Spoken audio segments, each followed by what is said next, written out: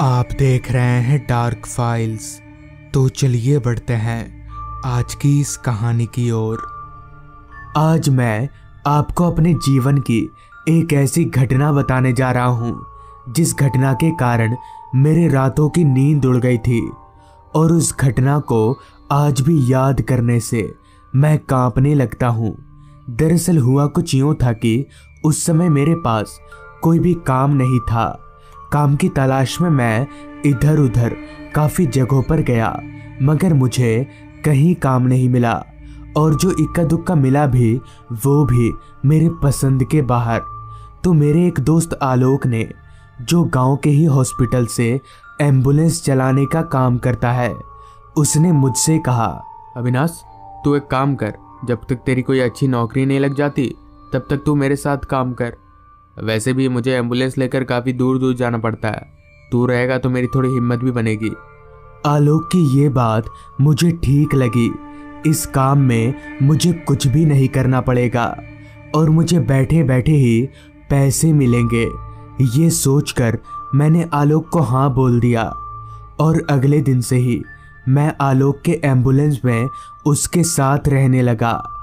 एक दो दिन तो अच्छे गुजरे, जिसके बाद एक दिन सुबह से ही हमें कोई भाड़ा नहीं मिला और अब रात भी हो चुकी थी, जिस पर हमने घर जाने का तय किया।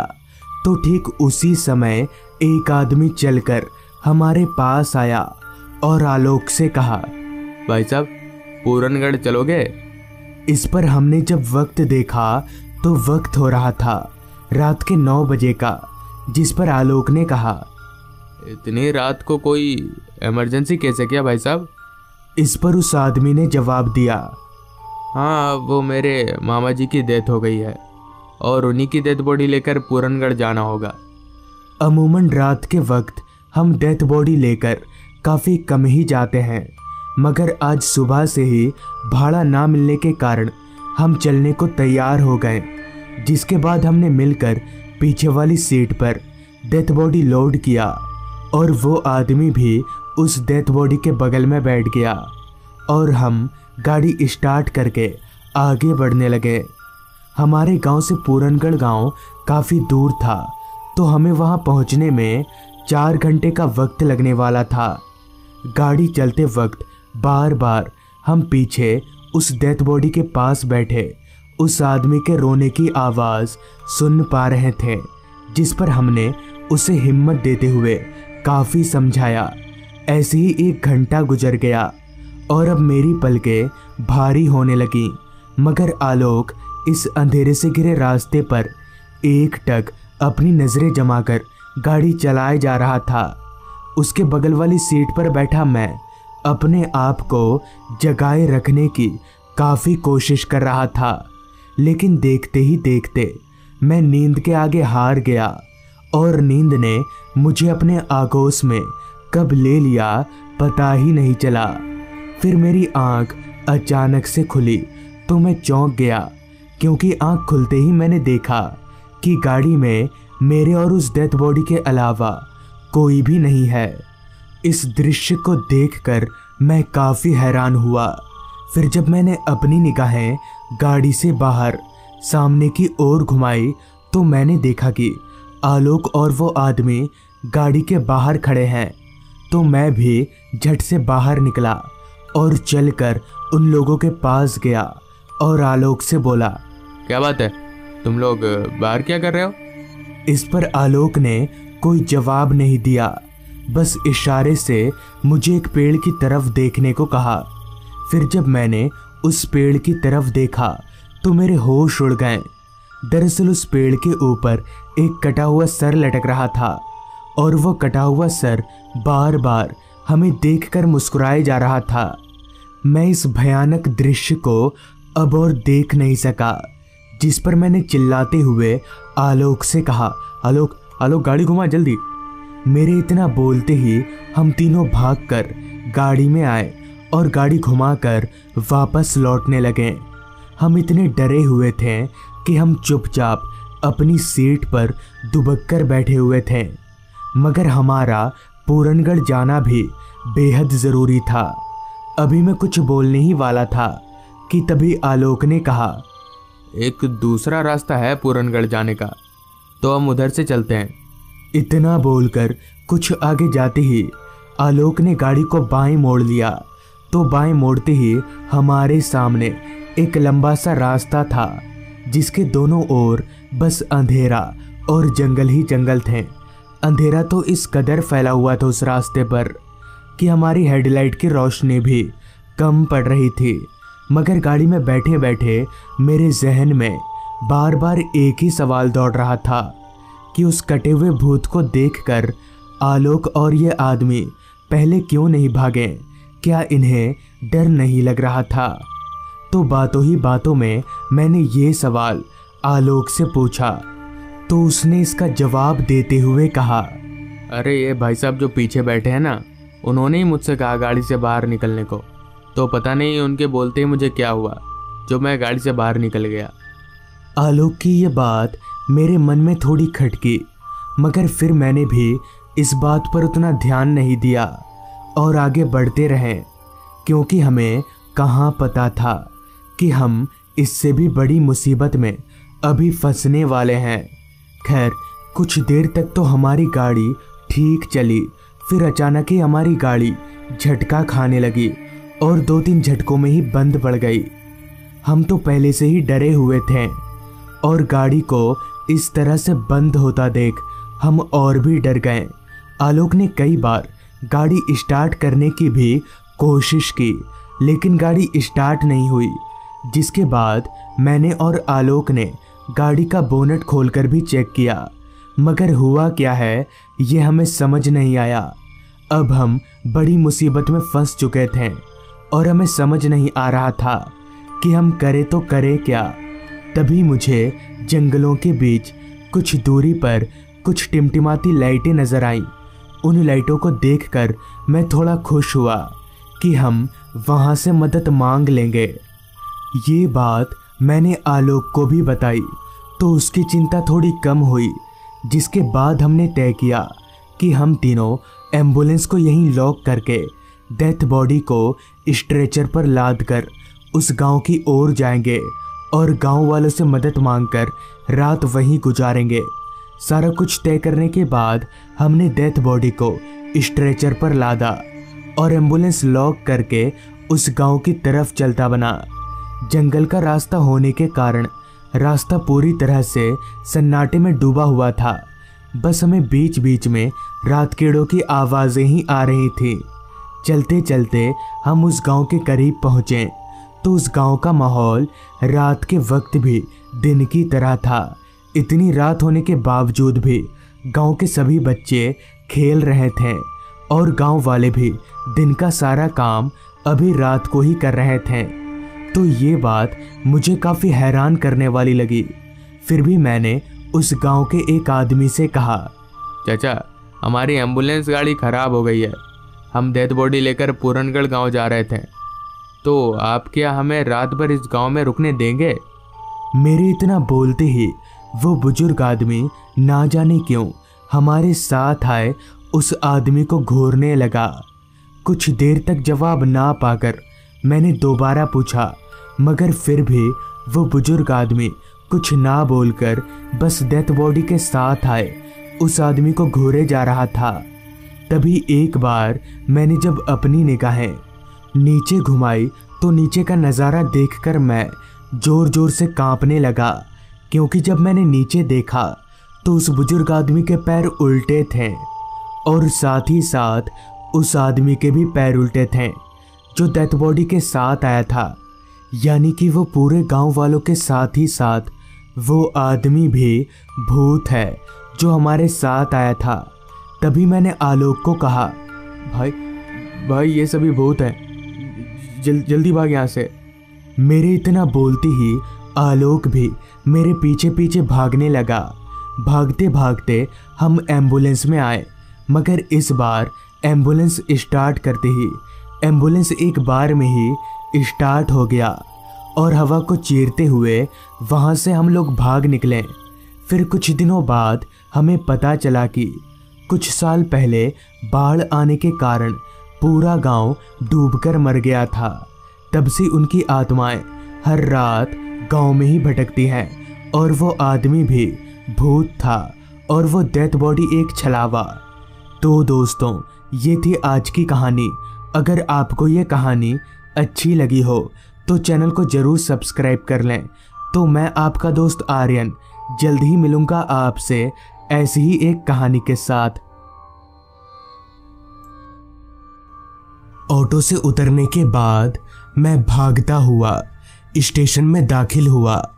सीढ़ियां चढ़कर उतरकर जब तक मैं प्लेटफॉर्म नंबर 4 पर पहुंचा, तब तक मेरी ट्रेन आधा प्लेटफॉर्म छोड़ चुकी थी। मैंने दौड़कर ट्रेन पकड़ने की एक आखिरी कोशिश भी की, मगर उसका कोई फायदा नहीं हुआ। अब मेरे पास सिवाय यहाँ पर रात गुजारने के और कोई चारा नहीं था, क्योंकि मेरे घर की तरफ जाने वाली ये आखिरी ट्रेन थी। थका हारा मैं प्लेटफॉर्म में लगी एक बेंच पर बैठ गया और जोर जोर से हाँफने लगा। तब रात के 8:30 बज रहे थे और ठंड का आलम तो ये था कि मेरे हाँफते वक्त मुंह से धुआं निकल रहा था। अब मैं इस सोच में पड़ गया कि आगे क्या करूंगा। दरअसल मैं यहाँ यानी इस पतालपुर गांव में किसी काम के सिलसिले से आया था। काम निपटाते निपटाते रात हो गई और अभी कुछ देर पहले आखिरी ट्रेन भी छूट गई। एक बार को तो मैंने सोचा यहीं इसी बेंच पर लेटकर किसी तरह से रात कटा देता हूँ, मगर तभी एक तेज ठंडी हवा के झोंके ने मुझे ये एहसास करवा दिया कि मैं ऐसा नहीं कर सकता। और तो और वो स्टेशन इतना छोटा था कि उसमें कोई वेटिंग रूम भी नहीं था। ये तो पक्का था कि मैं स्टेशन में नहीं रुकने वाला। लिहाजा मैं स्टेशन से बाहर निकलकर आसपास कुछ ढूंढने लगा, कोई ऐसी जगह जहां मैं रात भर बिना किसी तकलीफ के सो सकूं। मगर मेरे आसपास मुझे खाली रास्ता और बंद दुकानें ही नजर आ रही थी। कोहरे ने चारों तरफ अपना पैर जमाना शुरू कर दिया था। अभी मैं आगे के बारे में सोच ही रहा था कि तभी मुझे मेरे कंधों पर पीछे की तरफ से किसी का ठंडा हाथ महसूस हुआ। मैं चौंकते हुए तुरंत पीछे पलटा तो पाया कि ठीक मेरे पीछे मेरी ही उम्र का एक आदमी खड़ा है। इससे पहले कि मैं कुछ बोलता, उस आदमी ने ही कहा, यहाँ कोई होटल नहीं मिलेगा। उस आदमी के मुंह से ये सुनकर मैं काफी हैरान हुआ कि आखिर इस आदमी को पता कैसे चल गया कि मैं होटल ढूंढ रहा हूं। खैर, मैंने उस आदमी से कहा, हाँ, पर आपको कैसे पता चला कि मैं होटल खोज रहा हूँ? इस पर वो आदमी बोला, मुझे सब पता चल जाता है। हालांकि होटल तो नहीं, पर एक जगह है जहां आप रात गुजार सकते हैं। मैं आपको ले चलता हूं उस जगह पर। चूंकि उस वक्त मेरे पास दूसरा कोई चारा नहीं था, इसलिए मैं उस आदमी के साथ चलने को तैयार हो गया। जिसके बाद वो आदमी मुझे एक रास्ते पर कहीं ले जाने लगा। वो रास्ता मेरे लिए बिल्कुल अनजान था। रास्ते के अगल बगल सिर्फ घने लंबे पेड़ और जंगल ही नजर आ रहे थे। बाकी ना तो कोई घर था और ना ही कोई दुकान। फिलहाल किसी भी तरह से ऐसा तो नहीं लग रहा था कि उस तरफ कोई होटल होगा भी, मगर मैं उस वक्त लाचार था, इसलिए उस आदमी के पीछे पीछे चलता रहा। कुछ देर ऐसे ही चलते रहने के बाद रास्ते से थोड़ा हटकर मुझे एक 2 मंजिला इमारत नजर आने लगी। तभी मेरे आगे चल रहे उस आदमी ने मुझे उंगली के इशारे को उस इमारत की तरफ दिखाते हुए मुझसे कहा, यही है वो घर, आप यहाँ रात भर रह सकते हैं। मुझे उसी वक्त भाड़े की बात कर लेना ठीक लगा। फिर जब मैंने उस आदमी से भाड़े के लिए पूछा तो उसने कहा, जी हम किसी से भाड़ा नहीं लेते, बस हमारा एक नियम है अगर आप एक बार इस घर में अंदर चले गए तो कल सुबह से पहले बाहर नहीं निकल सकते। मैंने सोचा कोई बेवकूफ़ ही होगा जो इतनी ठंड में बाहर निकलेगा। ऊपर से मुझे मुफ्त में रात गुजारने की जगह मिल रही थी, जिस वजह से मैंने बिना कुछ सोचे समझे उस आदमी को हाँ बोल दिया। थोड़ा और चलकर हम लोग उस घर के नज़दीक पहुँचे। घर की हालत ना तो बहुत ज़्यादा अच्छी थी और ना ही काफ़ी ज़्यादा बुरी, मतलब ये कि रहने लायक था। फिर उस आदमी ने घर के दरवाजे पर लटक रहे ताले को खोला और हम दोनों घर के अंदर गए। घर के अंदर पूरा अंधेरा ही अंधेरा छाया हुआ था, जिस पर मैंने उस आदमी से पूछा, यहाँ इतना अंधेरा क्यों है? तो इस पर वो आदमी बोला, लाइट नहीं है यहाँ पर। खैर, जैसे तैसे वो आदमी मुझे एक कमरे में ले गया और बोला, आप आराम से यहाँ पर सो जाइए, मैं बाहर ही बैठा हूँ। अगर कोई दिक्कत हो तो मुझे एक बार आवाज़ लगा दीजिएगा। इतना बोलकर वो आदमी उस कमरे से बाहर चला गया। उसके जाते ही मैंने दरवाज़ा बंद किया और चुपचाप कमरे में लगी पलंग पर जाकर लेट गया। तभी मैंने एक अजीब बात नोटिस की। मैं 4 दीवारी और एक छत के अंदर सोया हुआ था, मगर फिर भी मेरे शरीर पर इतनी तेज हवा लग रही थी जैसे मैं खुले में सोया हुआ हूँ। लेकिन ऐसा क्यों हो रहा था? कमरे में जो एक खिड़की थी वो पहले से ही बंद थी। दरवाज़ा भी मैं बंद करके सोया था। खैर, पलंग के एक ओर पड़ी रजाई को उठाकर मैंने अपने मुंह तक ओढ़ लिया।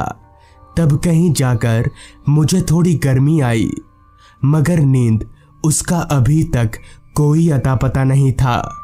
बहुत देर तक रजाई के अंदर होने की वजह से मुझे घुटन सी होने लगी, इसलिए मैंने अपना सिर बाहर निकाल लिया। तो जैसे ही मैंने अपना सिर बाहर निकाला, तभी मेरी नज़र मेरे सर के ऊपर एक बहुत ही घने पेड़ पर गई। मैंने तुरंत अपने आसपास देखा तो मैं दंग रह गया, क्योंकि अब मैं किसी कमरे में नहीं बल्कि खुले आसमान के नीचे सोया हुआ था। तभी मैंने महसूस किया कि मैं किसी पलंग पर नहीं बल्कि एक मिट्टी के टीले पर लेटा हुआ हूँ। मैं तुरंत उठकर खड़ा हुआ। मुझे अपनी आंखों पर विश्वास नहीं हो रहा था, इसलिए मैं आंख मीचने लगा। और जब आंख मीचकर जैसे ही दोबारा आंख खोला तो मेरी हैरानगी की कोई सीमा ना रही, क्योंकि मैं उसी कमरे में था। सब कुछ पहले जैसा नॉर्मल हो चुका था, मगर मैं इतना तो समझ ही गया था कि यहाँ कुछ सही नहीं है। लिहाजा मैं उस कमरे का दरवाज़ा खोलकर बाहर निकला और हॉल में आकर उस आदमी को ढूंढने लगा जो मुझे यहाँ लेकर आया था, मगर मुझे वो आदमी हॉल में कहीं पर भी नज़र नहीं आ रहा था। अब मुझे पूरा यकीन हो चुका था कि ज़रूर दाल में कुछ काला है, जिस वजह से मुझे उसी वक्त वहाँ से निकल जाना ही बेहतर लगा और मैं वापस अपने कमरे में सामान लाने चला गया। सामान समेटकर मैं जैसे ही कमरे के दरवाजे पर पहुंचा, तभी अचानक मेरे सामने वही आदमी आकर खड़ा हो गया, मगर अब उसका चेहरा पूरी तरह से बदल चुका था। उसकी आंखें पूरी तरह से काली पड़ चुकी थी और चेहरे पर किसी धारदार खंजर के निशान थे। उस आदमी के हाथ में भी एक धारदार खंजर था और वो लगातार मेरी ओर बढ़े आ रहा था। मुझे समझ नहीं आ रहा था कि अब क्या करना चाहिए। उस वक्त पर मेरा दिमाग पूरी तरह से ब्लैंक हो चुका था, मगर तभी मेरी नज़र उस कमरे में लगी कांच की खिड़की पर गई। उस खिड़की में किसी भी तरह की कोई रेलिंग नहीं थी। मैं तुरंत उस खिड़की की ओर भागा और खिड़की खोलकर तुरंत नीचे कूद गया। हालांकि थोड़ी बहुत चोटें आई, मगर उस वक्त मेरे पास उतना वक्त नहीं था कि मैं बैठकर चोट सहलाऊं। लिहाजा मैंने वहां से दौड़ लगा दी। भागते वक्त मैंने एक दफा पीछे पलटकर भी देखा, लेकिन वहां ना तो वो घर था और ना ही वो आदमी। दौड़ते दौड़ते मैं सीधे स्टेशन पहुंचा। पूरी रात किसी तरह से स्टेशन में ही गुजार दी।